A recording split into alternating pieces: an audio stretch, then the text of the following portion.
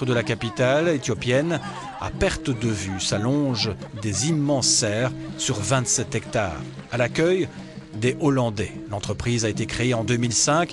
Elle occupe 680 personnes, principalement des femmes.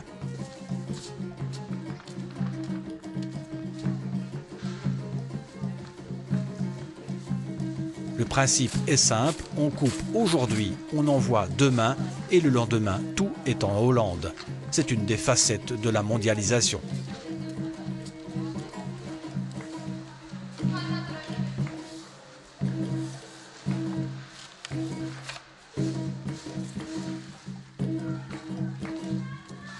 Voilà une autre réalité de l'Éthiopie. Comme d'ailleurs au Kenya, les conditions d'exploitation sont plus intéressantes, des coûts de production nettement moins élevés, des salaires incomparables avec ceux pratiqués en Europe. Voilà ce qui attire les grossistes israéliens et hollandais. L'Éthiopie n'échappe pas à cette course effrénée de la mondialisation de l'économie.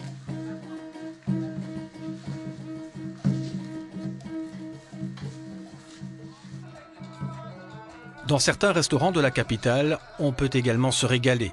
La gastronomie éthiopienne est d'une raffinité trop méconnue. Un peu de curiosité et votre palais s'enivre de ses saveurs culinaires. Le wot, c'est le plat national. C'est du ragoût à base de viande, de poisson, de volaille ou de légumes. C'est selon.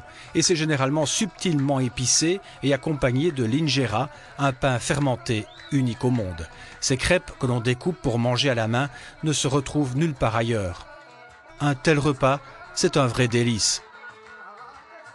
Cerise sur le gâteau quand, en plus du cérémonial traditionnel du café, cette préparation peut prendre 1 heure, vous avez droit à une présentation du répertoire très riche des danses typiques en Éthiopie.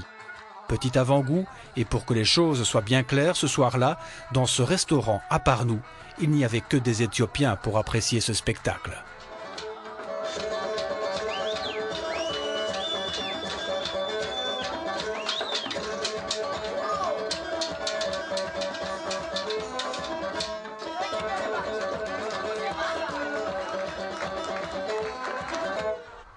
Repus par cette belle soirée, nous voilà de nouveau sur les routes, celle du sud qui nous mène vers le grenier de l'Éthiopie. Tout est vert. Les champs sont à perte de vue. Ici, tout se cultive à profusion. On est loin des cultures difficiles du nord où on avait l'impression que l'on labourait des cailloux.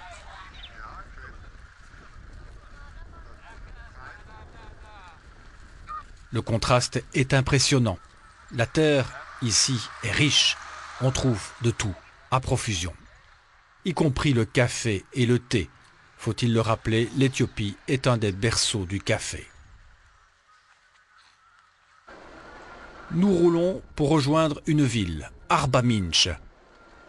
En amharique, Arba Minch signifie les 40 sources. C'est vrai que de l'eau, il y en a partout. 2 lacs sont à proximité de la ville. Le lac Abaya, après celui de Tana, c'est le 2e du pays en importance. Particularité, ces eaux sont de couleur brune, légèrement cuivrée. Autre vaste étendue, le lac Chamo. Le paysage, une fois de plus, laisse le visiteur pantois. La nature est majestueuse. Elle impose tout simplement le respect. Et au-delà de ces montagnes, c'est encore une autre Éthiopie qui se profile. Mais celle qui s'offre à notre regard est tout simplement éblouissante de beauté. Comme vous pouvez le constater, l'Éthiopie offre des paysages magnifiques. Ce sont ceux de l'Afrique de l'Est. Voilà pourquoi je veux promouvoir le tourisme dans ce pays. Vous voyez les lacs et ce panorama sur ces étendues montagneuses, c'est fabuleux. Et je suis convaincu que dans un avenir proche, nous aurons aussi la visite de nombreux touristes belges. L'Éthiopie, c'est le pays aux 1000 ressources. Dans cette partie du pays, on trouve de nombreux parcs nationaux, comme celui de Nechisar. Pour l'amateur des grands espaces, c'est un plaisir. En route donc pour un safari, à condition d'être bien équipé. La veille de notre visite au parc, un important orage avait éclaté. Le résultat, le voici. L'entrée du parc, dirons-nous, s'est révélée quelque peu compliquée ou plutôt malaisée. On mettra plus d'1 heure pour s'en sortir Et comme un problème n'arrive pas seul, un pneu d'une des voitures a crevé dans ce bourbier.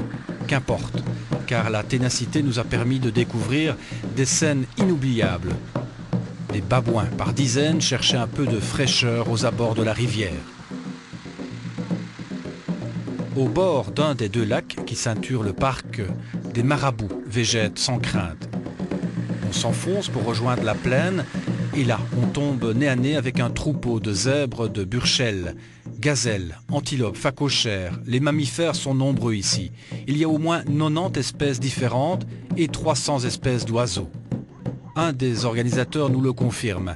L'Éthiopie n'a aucune raison d'envier son voisin, le Kenya, car ici on trouve de tout. Seule la mer fait exception, car depuis l'indépendance de l'Érythrée, le pays n'a plus d'accès direct sur la mer Rouge. Si on doit comparer avec nos voisins du Kenya, nous avons bien plus de potentialités. Nous disposons de bien plus de sites historiques que l'on peut visiter. Le Kenya a de nombreux atouts, mais nous avons aussi des grands lacs, une vingtaine de très hautes montagnes. On a aussi la vallée du Rift, bref, des paysages de toute beauté. Nous avons tout ce que peut bien rechercher le touriste. Pour terminer ce fabuleux voyage, nous allons encore prendre de la hauteur en suivant ces femmes qui peinent. Elles reviennent de la ville et vont rejoindre leur village à plus de 2500 mètres d'altitude. Ce sont plusieurs heures de marche, en portant ainsi 20 à 25, parfois même 30 kilos sur le dos. La route nous mène tout droit vers ce piton rocheux. Nous sommes attendus. On se dirige vers cet édifice, lieu de rassemblement de ces habitants de la montagne. Depuis le piton, le panorama est féerique. La journée va prendre fin et les villageois nous emmènent dans un autre voyage, celui de leurs chants et de leurs danses. Une invitation pour immortaliser des scènes d'une culture plurielle, immensément riche et soucieuse de l'hospitalité.